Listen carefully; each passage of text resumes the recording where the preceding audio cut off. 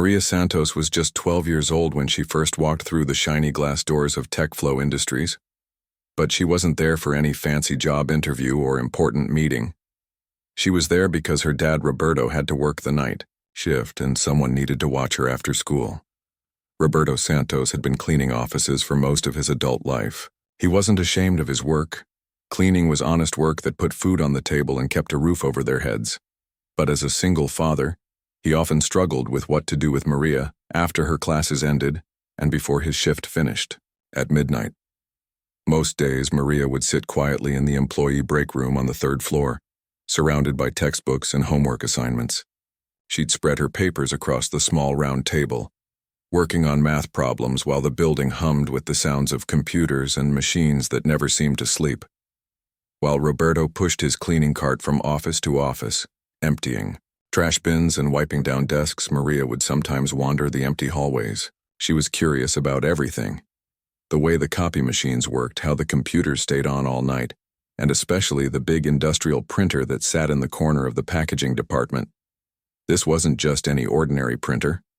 It was huge, about the size of a small car with cables and wires running in every direction. During the day, workers in safety vests would feed it large rolls of material, and it would print labels, packaging designs, and shipping information for thousands of products. The machine never seemed to stop working, even when everyone else had gone home. Maria became fascinated by this machine. Every evening, as her dad cleaned the nearby offices, she would sit on a chair nearby and watch its lights blink in different patterns. Green lights meant everything was working fine. Yellow lights meant it was processing something. But sometimes red lights would flash and the machine would make strange noises before shutting down. Over the months, Maria started to notice patterns.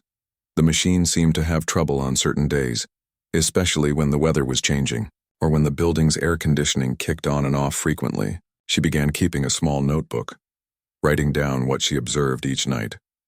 Roberto would often find his daughter staring at the machine with intense concentration. "What are you looking at, sweetheart?" he would ask in Spanish, their usual language at home. "The machine talks to us, Papa," Maria would reply, pointing at the display screen. "See those numbers? They change when something's wrong. I think it's trying to tell us what's broken." Roberto would smile and shake his head. His daughter had always been smart. Too smart sometimes. Her teachers constantly told him how bright she was, how she could solve problems that stumped other kids her age. But he worried about filling her head with impossible dreams. They were working people, and working people's children usually became working people too. As Maria grew older, her interest in the machines around her only increased.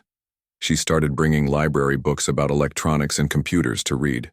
During those long evening hours, the security guards got used to seeing her there, always polite and quiet, never causing any trouble.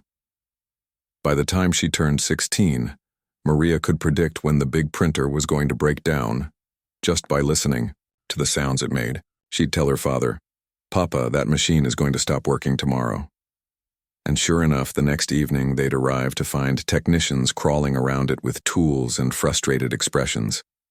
Roberto had been working at TechFlow Industries for 15 years when Maria graduated from high school. He was proud of his daughter. She had earned good grades despite doing most of her homework in an office building instead of a proper study room at home. But college seemed like an impossible dream. They had no money saved, and Roberto's salary barely covered their basic needs. That's when Maria surprised him. She had quietly applied for financial aid and enrolled in the local community college's electronics program. She would take classes during the day and continue helping her father with his evening shift, using the time to study and practice what she learned. The community college wasn't fancy, but it was perfect for Maria. She learned about circuits and sensors, about how machines communicate with computers, and how to read the diagnostic codes that had puzzled her for years.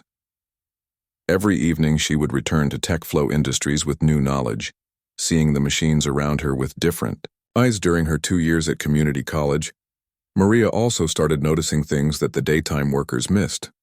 She saw how much electricity the building wasted by leaving certain machines on standby all night.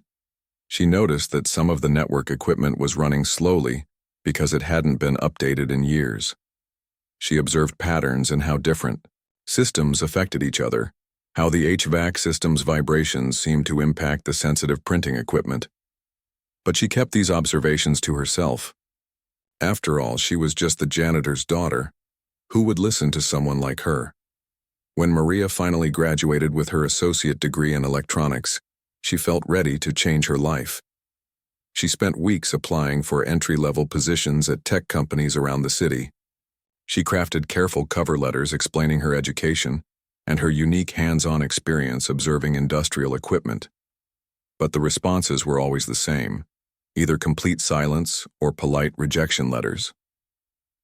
"Thank you for your interest, but we've decided to move forward with other candidates." The rejection stung, but Maria refused to give up. She continued helping her father part-time while searching for opportunities. The money from her part-time work helped pay for gas and groceries, and it meant she could continue learning from the machines she'd grown up around. The big industrial printer had become like an old friend to her. She knew its moods, its good days and bad days. She could tell when it was running smoothly and when it was struggling. Over the years, she had watched at least a dozen different repair technicians work on it, and she had started to understand not just what they were doing, but why some of their fixes worked and others didn't. One evening, as she sat in her usual spot watching the machine work, Maria noticed something troubling. The error lights were flashing in a pattern she'd seen before, a pattern that meant the machine was about to have serious problems. She made a note in her journal, writing down the time, the temperature in the building, and which other systems were running. She had been keeping detailed records like this for almost 2 years now, documenting every malfunction, every repair visit, and every temporary fix. Her notebooks were filled with observations that no one else had bothered to make. She understood this machine better than anyone realized. But Maria also understood her place in the world. She was 22 years old with a community college degree and no formal work experience. She was the daughter of a janitor, someone who cleaned up after the important people. Her insights and observations, no matter how accurate, would never be taken seriously. Still, she couldn't help but feel frustrated as she watched expensive technicians make the same mistakes over and over again. They would run their standard diagnostic tests, replace a few parts, declare the machine fixed, and leave. Then, a few weeks later, the same problems would return. Maria knew that the real issue wasn't with the parts they kept replacing. The problem was more subtle, more complex. It had to do with how the machine was positioned, how vibrations from other equipment affected its delicate sensors, and how changes in temperature and humidity throughout the day impacted its performance. But who would believe the janitor's daughter had figured out what certified engineers couldn't? As winter turned to spring, the printer's problems became more frequent. Maria watched with growing concern as the machine struggled through its daily tasks. She could see that a major breakdown was coming. Not just another temporary glitch, but something that would shut down production for days. She thought about speaking up, about approaching one of the engineers or managers with her observations. But every time she imagined the conversation, she could picture their expressions, polite but dismissive, the way adults look at children who try to explain complicated things they couldn't possibly understand. So Maria kept quiet, documenting everything in her notebooks and waiting for her chance to prove herself in the working world. She had no idea that this chance would come much sooner than expected, and in a way that would shock everyone who thought they knew exactly who she was and what she was capable of accomplishing. The machine continued its familiar rhythm, day after day, night after night. And Maria continued watching, learning, and preparing for a moment that would change everything. Tuesday morning started like any other day at TechFlow Industries. The parking lot filled with cars as employees arrived with their coffee cups and briefcases, ready to tackle another day of meetings and deadlines. But in the packaging department, frustration was already building. The massive industrial printer had broken down again overnight. The same machine that Maria had been watching for years, the one she could predict like weather patterns, was displaying those familiar red error lights that meant expensive problems. Jonathan Mitchell, the company's CEO, wasn't having a good week. At 55 years old, he'd built TechFlow Industries from a small startup into a major player in the packaging industry. He was known for his sharp business sense and no-nonsense approach to problems. But this printer situation was testing his patience. The machine had cost the company $200,000 when they bought it 3 years ago. It was supposed to be their most reliable piece of equipment, capable of handling their biggest contracts and tightest deadlines. Instead, it had become their biggest headache. Jonathan stood in front of the silent machine, arms crossed, listening to David Park explain the latest failure. David was the head of engineering, a man in his 40s who took pride in his technical expertise and his team's ability to solve complex problems. But this printer was making him look foolish. "The error code is the same as last time," David said, scrolling through diagnostic information on his tablet.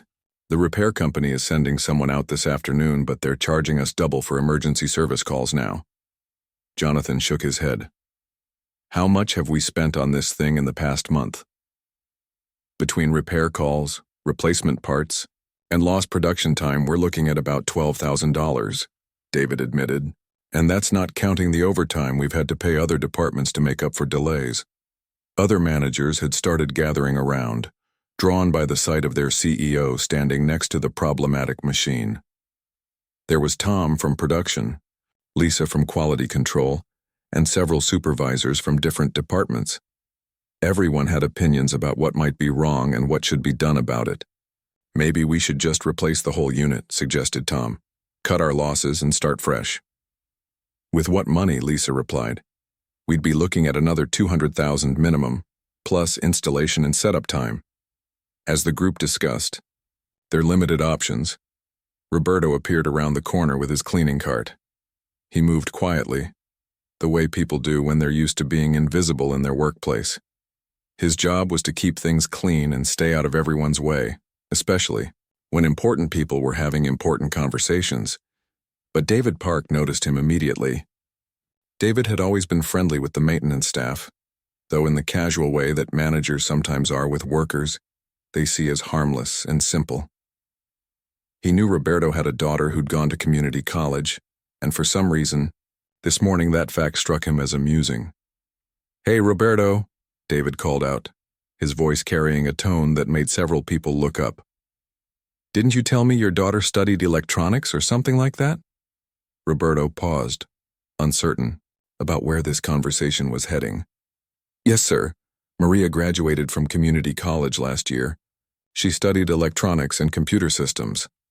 A few people in the group began to smile. Not warm, encouraging smiles, but the kind of smiles that appear when people think they're about to witness something entertaining. "Well then," David continued, his voice getting louder as more people paid attention, "maybe she should take a look at our problem here. I mean, what do we have to lose, right? The certified technicians haven't been able to figure it out." The comment drew quiet laughter from several managers. Tom from production grinned and added, "Yeah, Roberto, bring in your little expert. Maybe they teach printer repair at community college now." Roberto's face grew warm with embarrassment. He understood exactly what was happening here. These people weren't seriously suggesting his daughter could help. They were making fun of the idea that someone like Maria, young, inexperienced, and from a working-class family, could solve problems that stumped professionals with expensive certifications. "I don't think she would want to bother anyone," Roberto said quietly, hoping to end the conversation and get back to his work. But David wasn't finished. He was enjoying the attention and the laughs his comments were generating. "Come on, Roberto. Your daughter's got a degree, right? 2 whole years of electronics training. That's got to count for something." More people had gathered now, drawn by the unusual sight of managers and executives standing around the broken printer. Word was already spreading through the building that something interesting was happening in the packaging department. Lisa from quality control joined in the teasing. "Maybe she could teach our repair guys a thing or two. Lord knows they haven't figured it out yet." The comments weren't mean-spirited exactly, but they carried that particular kind of workplace humor that puts people in their place. Everyone understood the joke. The idea that a community college graduate, especially the daughter of a janitor, could succeed where expensive professionals had failed was obviously ridiculous. Jonathan Mitchell stood quietly through this exchange, watching, His employees have their fun. As CEO, he'd seen plenty of workplace dynamics over the years. He understood that this kind of joking helped people deal with frustration, even if it wasn't always kind. But he also noticed Roberto's discomfort, and something about the situation bothered him. Maybe it was the way the older man stood there, clearly wanting to defend his daughter but not knowing how to do it without making things worse. Or maybe it was his own frustration with the endless repair bills and broken promises from certified technicians. Whatever the reason, Jonathan found himself speaking up. "You know what, David? Maybe that's not such a crazy idea." The laughter stopped. Everyone turned to look at their CEO, unsure if he was joining the joke or being serious. "I mean it," Jonathan continued. "We've thrown thousands of dollars at this problem, and we're still standing here looking at a broken machine. If Roberto's daughter wants to take a look during her lunch break, what's the worst that could happen? The machine's already not working." David Park's expression shifted from amusement to confusion. He'd started this as a joke, a way to blow off steam about their technical problems. He hadn't expected the CEO to actually consider the idea. "Sir, she doesn't have any real experience with industrial equipment like this," David stammered. "Neither did the last 3 repair technicians, apparently," Jonathan replied. "Look, I'm not saying she can fix it, but I am saying that our current approach isn't working. Maybe a fresh perspective is exactly what we need." The group fell silent. Roberto stood frozen, unsure whether this was good news or the setup for an even bigger embarrassment for his family. He knew Maria was smart, smarter than most people gave her credit for, but he also knew how cruel workplaces could be when someone stepped outside their expected role and failed. Tom from production was the first to speak up again. "So we're really going to let the janitor's daughter try to fix a $200,000 machine? We're going to give a community college graduate with electronics training a chance to look at an electronics problem," Jonathan corrected, his tone making it clear that the joking part of this conversation was over. But the damage was done. Word spread through the building faster than gossip usually travels in office environments. By mid-morning, everyone knew that the CEO had agreed to let Roberto's daughter examine the broken printer. The story got more exaggerated with each telling. The break room. People whispered about the janitor's kid who thought she could outsmart professional engineers. In the parking lot during smoke breaks, workers made jokes about community college degrees and working-class ambitions. Some people found the whole situation funny. Others felt uncomfortable with the way it was being discussed. Roberto spent the rest of his morning shift feeling like everyone was watching him. Conversations would stop when he entered a room, then resume in whispers after he left. He'd worked at this company for 15 years, always keeping his head down and doing his job well. Now suddenly everyone was talking about his family. When his shift ended, Roberto drove home with a heavy heart. How could he tell Maria about this situation? How could he explain that her expertise was being treated as entertainment, that people were expecting her to fail so they could have a good laugh? But he also thought about what the CEO had said about fresh perspectives. Maybe, just maybe, this was the opportunity Maria had been waiting for. She'd spent years watching that machine, learning its patterns, understanding its problems in ways that no one else bothered to try. As Roberto pulled into their apartment complex parking lot, he made a decision. He would tell Maria about the conversation, but he would let her decide what to do about it. She was smart enough to understand the risks and mature enough to make her own choice. What he didn't realize was that Maria had been preparing for exactly this kind of moment her entire life. All those evenings spent watching and learning, all those notebooks filled with observations that no one else had made, all that knowledge she'd gained while invisible people assumed she wasn't paying attention. The stage was set for something that would surprise everyone involved, including Maria herself. Roberto sat at their small kitchen table that evening, stirring his coffee slowly while he tried to find the right words. Maria was heating up leftover rice and beans on the stove, talking about her latest job interview that hadn't gone well. She'd gotten the familiar response. "We'll keep your resume on file and contact you if something opens up." "Maria," Roberto finally said, his voice careful and quiet. "Something happened at work today." She turned around, immediately sensing the serious tone in her father's voice. "What's wrong, Papa? Did someone complain about your cleaning?" "No, nothing like that." Roberto paused, still unsure how to explain the situation. "It's about that big printer, the one you always watch." Maria's attention sharpened immediately. That machine had been like a puzzle she'd been trying to solve for years. "What about it?" "It broke down again this morning. The CEO and all the managers were standing around it, complaining about how much money they've spent on repairs." Roberto took a deep breath. Someone suggested you should take a look at it." Maria sat down across from her father, studying his expression. "Someone suggested what?" "The head of engineering, David Park. He was making jokes about your community college degree. He said maybe you should try to fix what the professional repair guys couldn't." Roberto's voice grew quieter. "I think he was trying to be funny. For you?" A moment Maria said nothing. She understood immediately what kind of joke this was. She'd faced similar attitudes during job interviews, in classes, and everywhere else she'd tried to prove herself. The idea that someone like her could solve real technical problems was apparently hilarious to people who'd never bothered to notice what she actually knew. "And what did the CEO say?" she asked. "That's the strange part."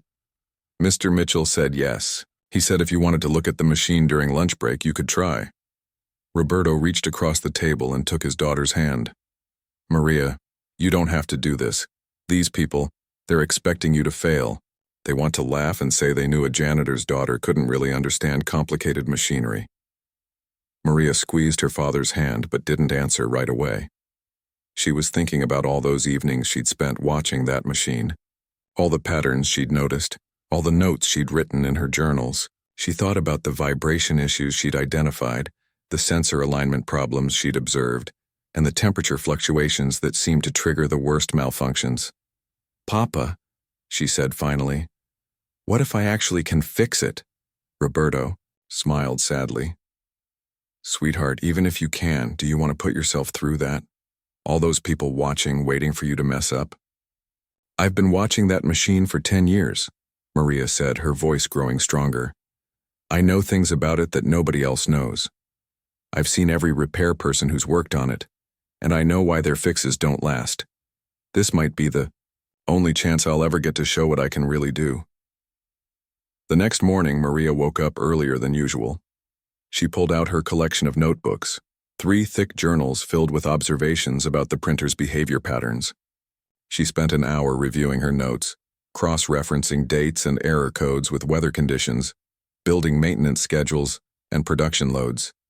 She also gathered her tools, a small electronics kit she'd bought with money from her part-time work, along with some specialized instruments she'd borrowed from her community college's electronics lab with permission from her former instructor. When Maria arrived at TechFlow Industries for lunch break, she was surprised by how many people were already gathered around the broken printer. Word had spread far beyond the original group of managers. Workers from different departments had found excuses to be in the area, and she could see people watching from doorways and cubicles. The machine sat silent and imposing, its red error, lights blinking in the same pattern Maria had seen dozens of times before. But now, instead of watching from a distance, she was expected to actually do something about it. David Park approached her with a smile that didn't quite reach his eyes. "Well, Maria, there's your patient. Same error code as always. E47B2. 3. Different repair companies have looked at it, run full diagnostics, replaced parts. Nothing seems to work for more than a few weeks." Maria nodded, trying to ignore the dozens of people watching her every move. She set her tool bag down next to the machine and pulled out her notebooks. "What are those?" asked Tom from production, his voice carrying obvious amusement. "My notes," Maria replied simply. "I've been tracking this machine's behavior patterns for years." A few people exchanged glances. The idea that she'd been seriously studying their equipment was apparently as surprising as it was amusing. Maria opened her most recent notebook and found the section dedicated to error code E47B2. She'd documented 23 occurrences of this specific error over the past 18 months, noting the time of day, weather conditions which other systems were running, and what temporary fixes had been attempted. According to my observations, she said, speaking more to the machine than to her audience, this error typically occurs when the internal temperature fluctuates by more than 3 degrees, while the precision sensors are calibrating. It happens, most often on days when the building's HVAC system is cycling frequently. David Park's smile faded slightly. The repair technicians checked all the temperature sensors. They said everything was within normal ranges. They checked the main temperature sensors, Maria agreed. But there are microsensors inside the calibration chamber that are more sensitive. They're designed to detect tiny changes that could affect print quality. She walked around to the side of the machine and pointed to a panel that most people had probably never noticed. The problem isn't with the sensors themselves, it's with their positioning. Over time, vibrations from other equipment in the building have gradually shifted them out of optimal alignment. Several people moved closer, their expressions shifting from amusement to curiosity. Maria's explanation was specific and technical, delivered with the confidence of someone who actually understood what she was talking about. Vibrations? Lisa from Quality Control asked. What vibrations? Maria consulted another section of her notebook. The printing press in the basement runs on a cycle that creates micro-vibrations throughout the building.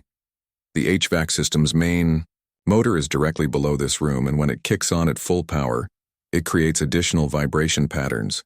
Over months and years, these tiny movements have gradually shifted the precision sensors by just a few millimeters. She looked up at the gathered crowd. It's not enough to trigger diagnostic warnings because the sensors are still technically functional, but it's enough to cause calibration errors when temperature fluctuations occur at the same time as vibration cycles. The room had grown very quiet.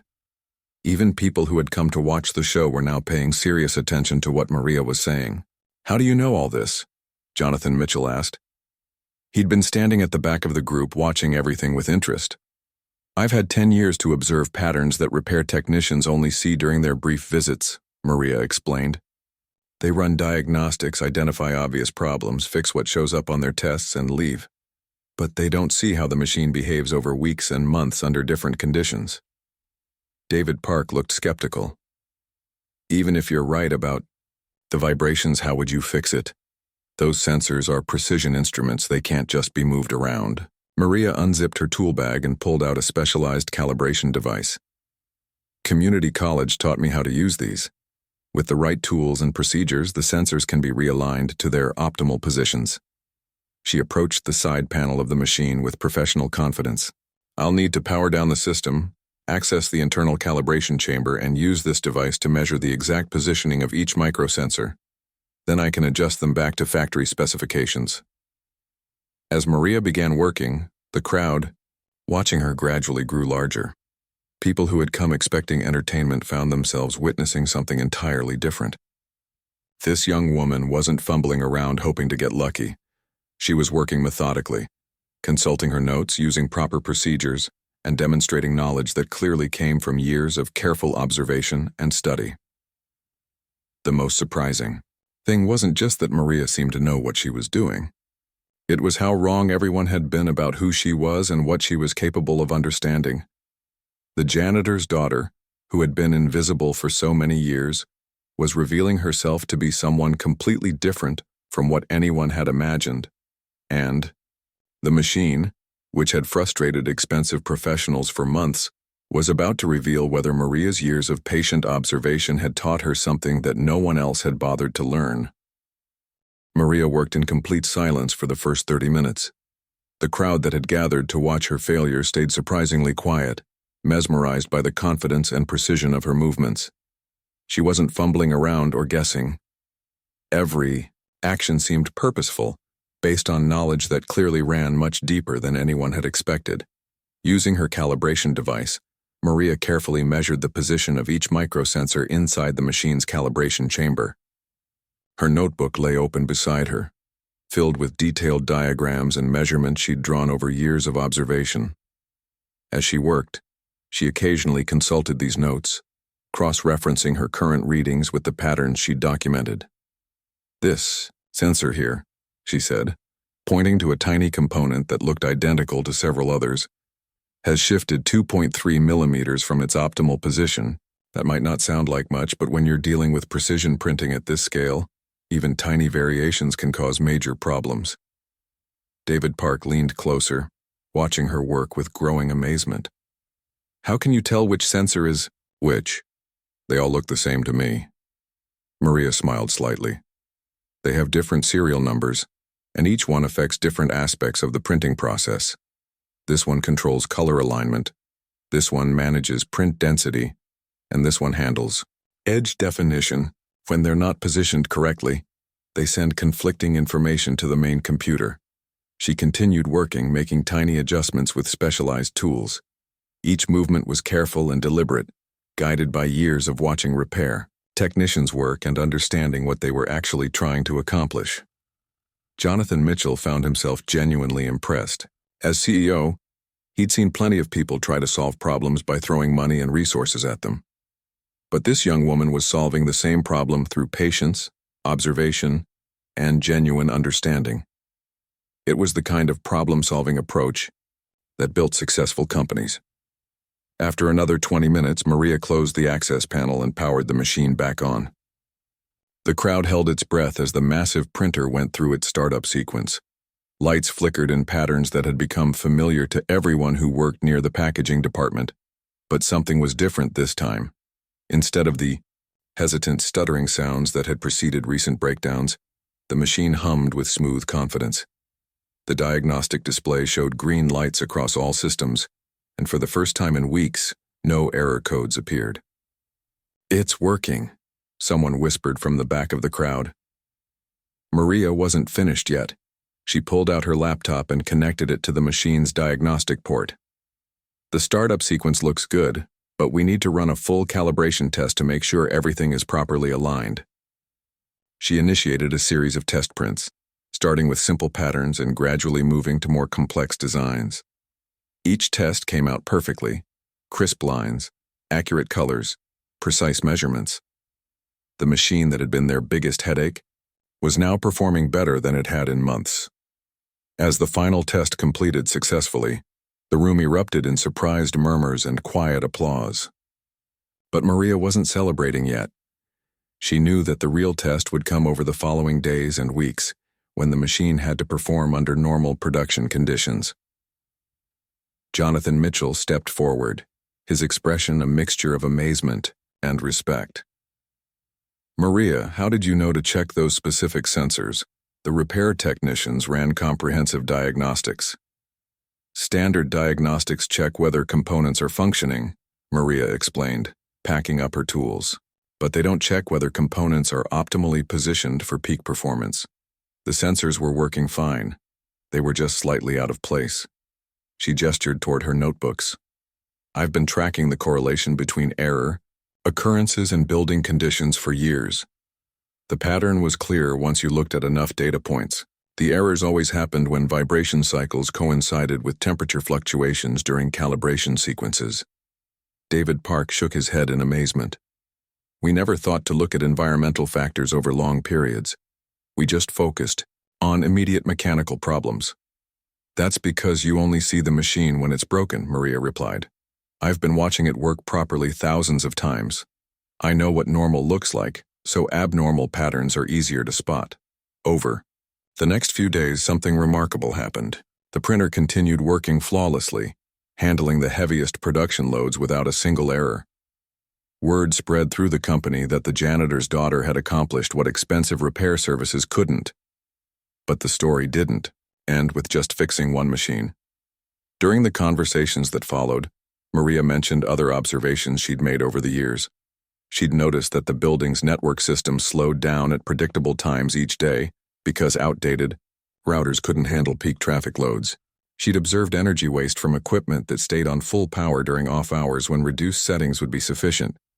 She'd even identified safety issues that no one else had noticed: loose handrails that would eventually become dangerous, ventilation systems that weren't moving air efficiently, and lighting fixtures that were gradually failing in ways that could cause problems later.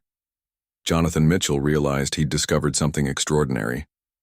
This young woman had been conducting an informal but comprehensive analysis of his entire facility for years. Simply because she was curious, and had nothing else to do during those long evening hours.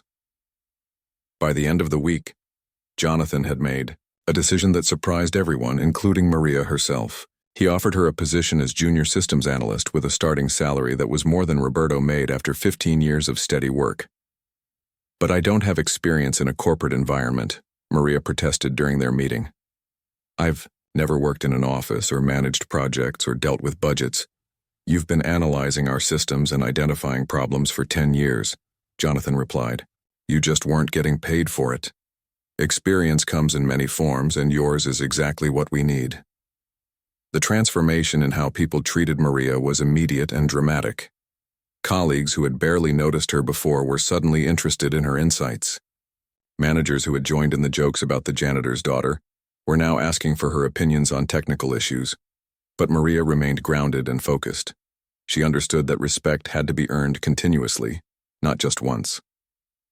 She approached her new role with the same careful observation and methodical analysis that had served her so well with the printer. Roberto watched his daughter's success with overwhelming pride, but also with some concern. He worried that the sudden change might be too much, too fast. During their evening talks at the kitchen table, he reminded her to stay humble and keep learning. "Success can disappear as quickly as it comes," he warned. "Always remember where you started and why you worked so hard to get here." Maria assured her father that she understood. She'd spent too many years being underestimated to let success change who she was. But she also felt a responsibility to prove that her achievement wasn't just luck or a one-time occurrence. Over the following months, Maria tackled project after project, using her unique perspective to identify solutions that others missed. She developed cost-saving measures that reduced energy expenses by 20%. She redesigned workflow processes that increased productivity while reducing worker fatigue. She created maintenance schedules based on actual usage patterns rather than manufacturer recommendations. Each success built on the previous one, establishing her reputation as someone who could see problems differently and find solutions that worked. But Maria never forgot that her expertise came from being invisible for so long, from having time to observe and understand systems that busy people took for granted. 6 months after fixing the printer, Maria was promoted to lead a new cross-functional team focused on operational efficiency. Her team included people with advanced degrees and years of corporate experience, but they quickly learned to value her insights and analytical approach. The story of the janitor's daughter who outsmarted professional engineers became legend within TechFlow Industries. But more importantly, it changed how the company looked at all its employees. Jonathan Mitchell implemented programs to identify and develop hidden talents among workers at every level, regardless of their job titles or educational backgrounds. Roberto continued working his night shift, but now with immense pride and respect from colleagues who understood that he'd raised someone extraordinary. The quiet man who had cleaned their offices for 15 years was revealed to be the father of one of their most valuable problem solvers. Maria's success opened doors for other overlooked employees and created opportunities for people who had never imagined their insights could be valuable to the company's success. Her story proved that expertise can develop in unexpected places and that the most important qualifications aren't always found on resumes or certificates. The broken printer still sits in the packaging department, working perfectly day after day. But it represents much more than just a successful repair. It stands as proof that potential exists everywhere, waiting to be recognized and given a chance to flourish.